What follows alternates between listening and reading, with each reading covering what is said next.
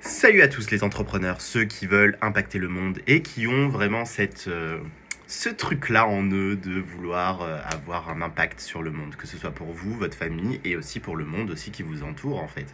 Vous avez envie de participer au nouveau monde et vous êtes un spirituel venu du ciel.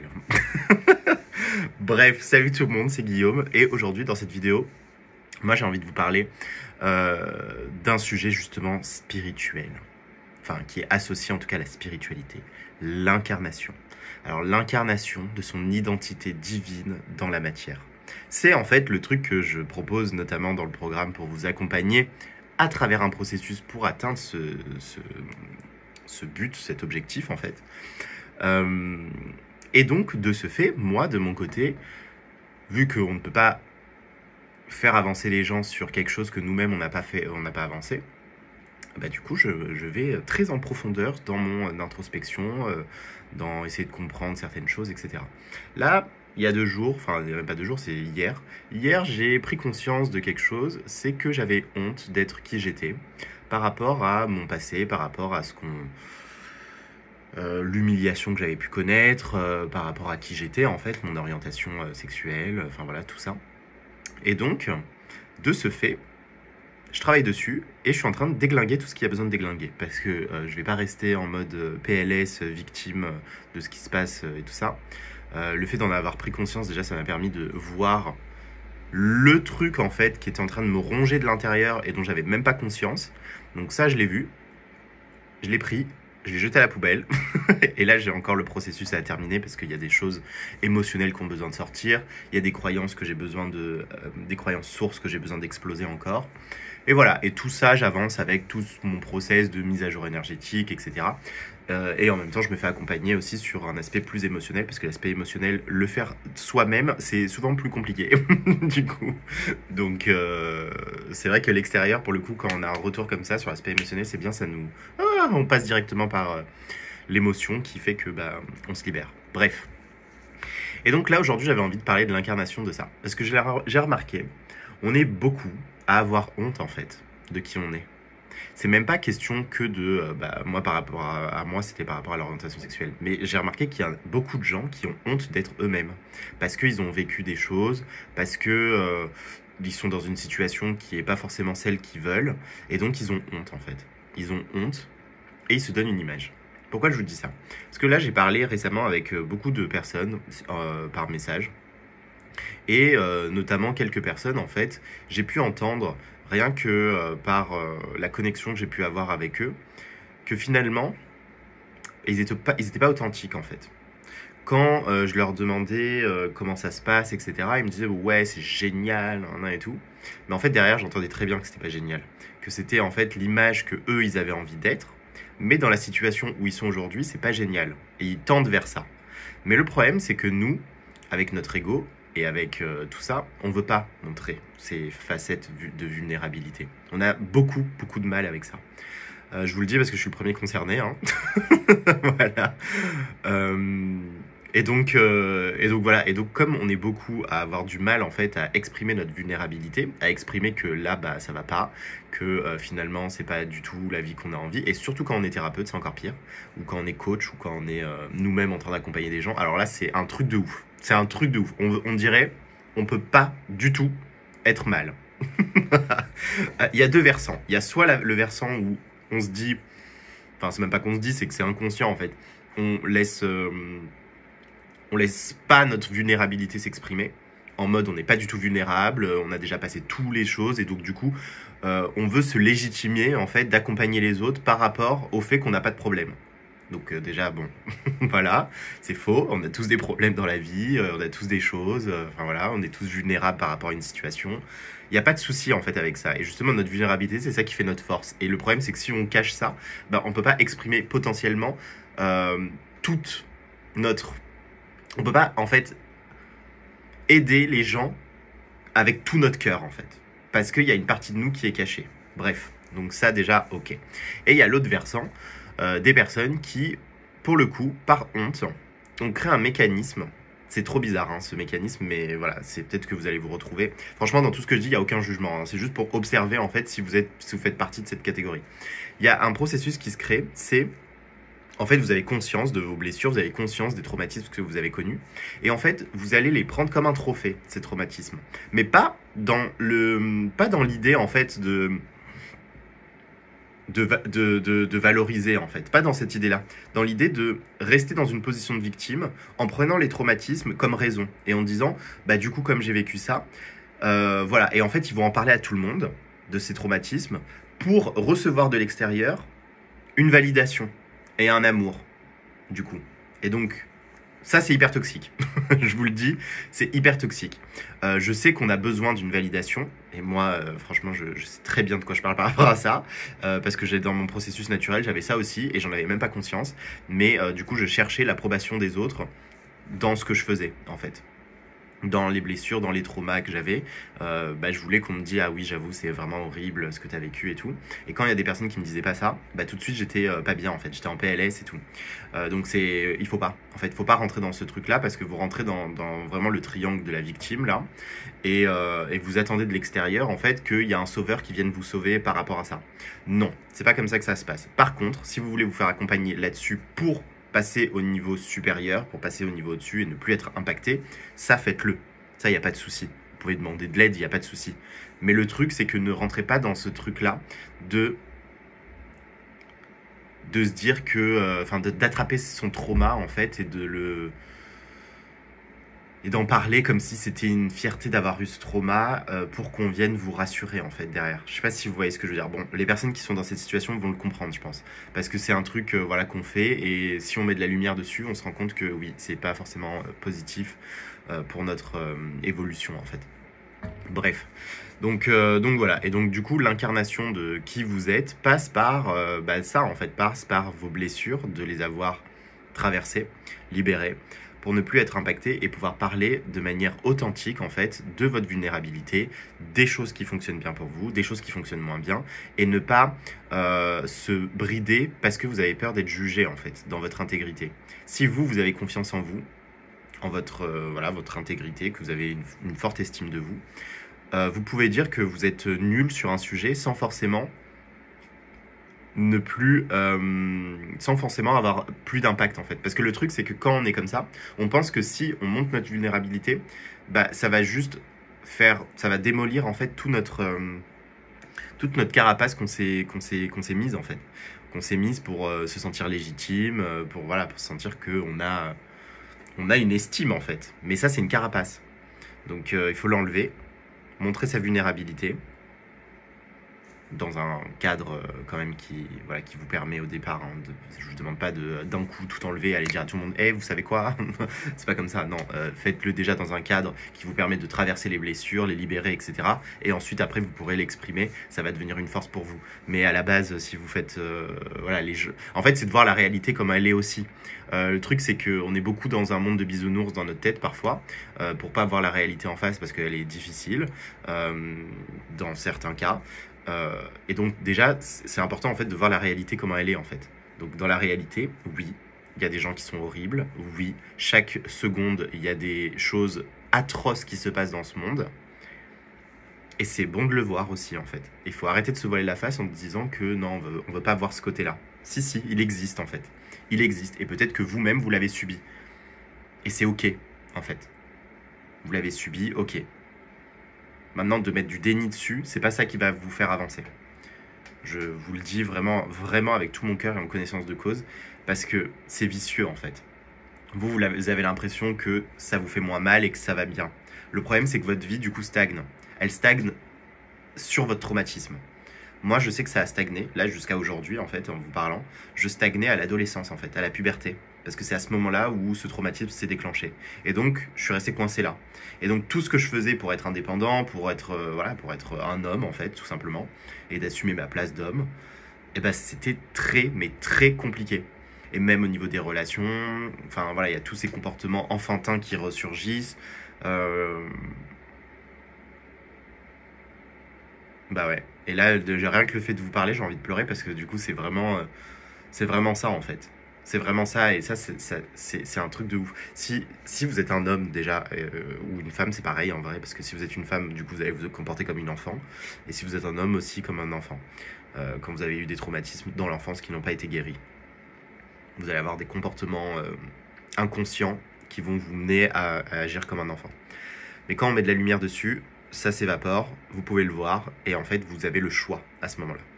C'est pas que ça s'évapore, c'est que vous le voyez, la prise de conscience, c'est ça, c'est que vous voyez, c'est quoi le problème. Maintenant, quand vous le voyez, là, vous avez le pouvoir sur ça. Parce que vous avez le choix, en fait, de soit continuer à alimenter ce truc, ou soit de choisir de vous en détacher, en fait, et de vous libérer. Et ça vous appartient, ce choix. Parce que le fait de prendre conscience, c'est beau. Il y a beaucoup de gens qui prennent conscience de plein de choses. Mais c'est qu'une partie du travail, en fait. C'est qu'une partie du travail. Surtout si vous prenez conscience et que vous n'êtes pas dans un processus de vous dites que je vais travailler dessus. Si vous êtes juste dans une prise de conscience et que vous pensez que c'est déjà terminé quand vous avez pris conscience, vous mettez le doigt dans l'œil, en fait. Parce que ça veut dire que vous allez rester avec ce truc longtemps et c'est encore pire, en fait. Parce que vous allez l'alimenter en vous disant que vous êtes comme ça et que c'est normal. Et donc, du coup, vous allez lui donner raison, ce truc. Et qu'il va toujours continuer à exister. Et ça, c'est un truc de ouf, parce qu'on n'arrive pas à faire le choix, en fait. On n'arrive pas à choisir de ne plus être impacté par tout ça. On n'arrive pas, en fait. C'est comme si c'était un truc de ouf de choisir. Comme si on n'avait pas le pouvoir de choisir. Alors que c'est le seul truc qu'on a. Franchement, c'est notre seul pouvoir, déjà, qui est conscient pour tout le monde. C'est qu'on peut choisir. Voilà. Après, vous avez d'autres capacités, mais ça, on le verra un peu plus loin au fur et à mesure du process. Mais déjà, votre premier pouvoir dans votre vie, c'est de choisir, en fait. Donc, choisissez. Faites le choix de vous libérer. Et après, quand vous faites le choix de vous libérer, ça ne veut pas dire que vous avez fait le choix et hop là, c'est bon, tout est libéré, c'est la fête du string. Hein. Pas forcément. Parce qu'après, il y a des choses, justement, vous avez fait le choix de vous libérer. Donc, ça se trouve, il y a des choses qui sont coincées dans votre corps. Ça se trouve, vous avez eu des maladies. Ça se trouve, il y a tout ça. Donc, il y a tout un processus aussi derrière qui va s'enclencher. Et un processus où ça va repasser par la souffrance pour libérer, du coup. Et cette souffrance, comme on veut la fuir absolument et qu'on ne veut pas du tout souffrir dans notre vie, et qu'on ne veut pas de violence, en fait. Parce que la souffrance, on n'est pas forcément obligé de souffrir. Par contre, la violence, oui. Enfin, on doit passer par de la violence. Et ça, on ne veut pas, parce que déjà, on associe souffrance à violence, les deux sont ensemble, et donc on ne veut pas du tout. Dès que ça fait un peu mal, on est en mode « Ah non, non, non, pas du tout. » Voilà. Par contre, aller faire des tatouages ou des piercings, là, on cherche un peu la violence, quoi. Ou aller faire des enfants qui vous arrachent tout le bas du corps. Ça, il n'y a pas de souci. Mais vous voyez comment c'est, en fait. La vie, elle est basée sur de la violence, en fait. Le Big Bang, ça a été extrêmement violent. La naissance, c'est violent. L'évolution, ça a été violent aussi. Toute, même votre évolution personnelle, hein, ça a été fait dans de la violence, en fait. La joie, le bonheur et tout ça, oui, c'est cool. Mais c'est pas ça qui vous fait vraiment bouger, en fait. Qui vous fait vraiment faire un switch de conscience. Ça vous permet juste d'être cool. Voilà, de kiffer et tout.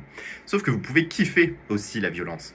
Enfin, on s'entend. Vous pouvez kiffer le processus, même s'il est violent. Voilà, c'est ça que je veux dire. Parce qu'effectivement, le processus, il est violent. Donc ça, il faut juste l'accepter. Et vous pouvez kiffer ce processus parce que vous voyez, en fait, ce que ça peut faire pour vous. Regardez, vous avez des exemples dans votre passé où vous avez eu des choses qui étaient horribles, vous les avez traversées et ça vous a aidé après. Et ça a fait la personne que vous êtes aujourd'hui. Donc, ça a été quelque chose, finalement, quand on dézoome, ni positif ni négatif, ça a été juste une chose qui vous a fait évoluer vers autre chose. Voilà. Et c'est comme ça, en fait. Le truc, c'est que quand on regarde avec les yeux des émotions, c'est compliqué.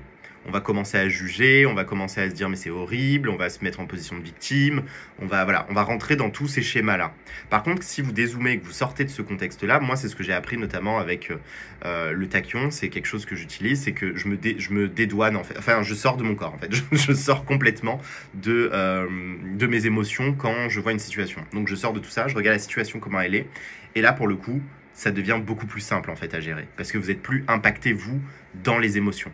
Et ça, c'est ce que je propose notamment durant le process, c'est de vous permettre en fait durant le programme là de septembre, de vous permettre de voir les choses de cette manière-là. Et vous allez voir, franchement, c'est un cadeau ultime, parce que oui, vous allez passer par les choses. Donc s'il y a des choses à se libérer, des émotions, etc. Oui, ça va se libérer. Mais vous allez voir que c'est extrêmement plus simple que d'être dedans, en fait, embourbé dedans. Quand on est embourbé dans les émotions, le truc, c'est beaucoup plus complexe, hein. Et je le sais, et on se ferme, et voilà, c'est très compliqué. Quand on est une femme, bon, les émotions passent un peu plus, parce que du coup, comme il y a des programmations qui sont liées à la femme, de vous êtes fragile et vous avez l'hypersensibilité facile, bah du coup, ça va être plus simple. Mais après, il y a des femmes quand même qui ne veulent pas non plus exprimer leur vulnérabilité, parce qu'elles ont grandi dans un contexte où c'était pas permis non plus. Et donc voilà quoi. Et donc ça crée aussi des frustrations, même chez les femmes. Voilà, ça change rien en fait. Mais communément, il y a plus de femmes qui vont libérer leurs émotions. Le problème avec les femmes, c'est qu'elles gardent les émotions, parce qu'elles font pas le choix de se libérer complètement.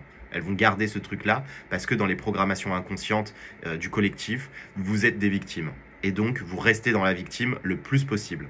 Et quand vous êtes connecté avec toutes les merdes qu'il y a autour, bah voilà, vous restez dans cette position.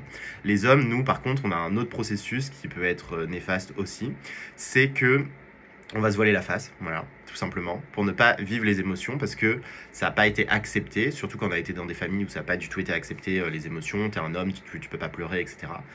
Quand il y a eu ce truc de virilité absolue, là, le problème, c'est que du coup, ça laisse pas l'homme à s'exprimer, et donc, en fait, il reste un enfant toute sa vie, en fait, finalement, parce qu'il va avoir des comportements nocifs, toxiques, du style, il va bouder, il va devenir violent, il va exprimer, en fait, sa frustration d'une manière non adaptée. Et la femme, pareil. Elle va rester dans sa position de victime. Et l'homme dans sa position de violence, soit personnelle, envers lui-même, donc il se fait de la violence envers lui-même, soit de la violence extérieure. Mais voilà, il y a quand même ce truc de frustration qui n'est pas sorti, en fait. Bon, voilà, c'était un gros sujet, là, que j'ai parlé. J'ai parlé de plein de choses. Maintenant, si ça, vous avez envie de pouvoir le régler, parce que ça, le problème, c'est qu'aujourd'hui, je ne vous ai pas dit, mais tout ça, si vous avez un business, ça va impacter votre business, que vous le vouliez ou non, en fait. Parce que beaucoup pensent que non, le business, il faut travailler que sur l'argent, la stratégie et tout, et que ça n'a rien à voir avec vous. Sauf que le business, en fait, c'est une extension de vous, en fait. C'est votre énergie que vous mettez dedans. Donc, si votre énergie, à la base, elle est médiocre, ou bien qu'elle est cassée, ou bien qu'elle est non guérie, ou que vous êtes encore un enfant, ou que voilà, tout ça va impacter votre business d'une manière, en fait. Et donc, si vous voulez des résultats grandioses, que ce soit financier, que ce soit dans l'impact que vous pouvez avoir dans le monde et tout ça, si vous-même, votre propre impact envers vous-même, il n'est pas là, en fait, que l'abondance ne circule pas déjà en vous, comment vous voulez que votre business, il y a de l'abondance? Comment vous voulez que vous impactez le monde? Alors, vous n'êtes même pas authentique avec vous-même parce que vous voilez la face, ou bien que vous n'avez pas guéri des trucs, ou bien que vous restez tout le temps sur vos blessures alors que c'est bon, à un moment donné, il faut avancer. Forcément, votre business va stagner aussi, en fait. Donc voilà, c'est important de voir les deux. Les deux, pour moi, ne sont absolument pas dissociés. Surtout, c'est pour ça que je veux travailler avec des personnes, c'est des solopreneurs, en fait. C'est-à-dire que vous avez créé votre business, que votre business, c'est vous, et que vous vous mettez dedans, en fait. Et quand vous êtes dans ça, vous allez stagner, en fait. Et parfois, vous n'allez pas comprendre pourquoi vous stagnez. Eh ben ouais, parce qu'en fait, c'est vos blessures qui sont pas guéries, parce qu'en fait, vous avez décidé de ne pas investir réellement sur vous pour aller guérir tout ça, et que vous circulez en surface, vous allez faire des... Par contre, pour investir dans des séminaires motivationnels de « Allez, comment on fait plus d'argent ?» Ça, vous allez peut-être investir. Aller faire une séance de je sais pas quoi qui coûte 15 € pour aller guérir un truc émotionnel que vous avez capté dans votre business, mais qui en fait il n'y a rien à voir avec vraiment la source du problème.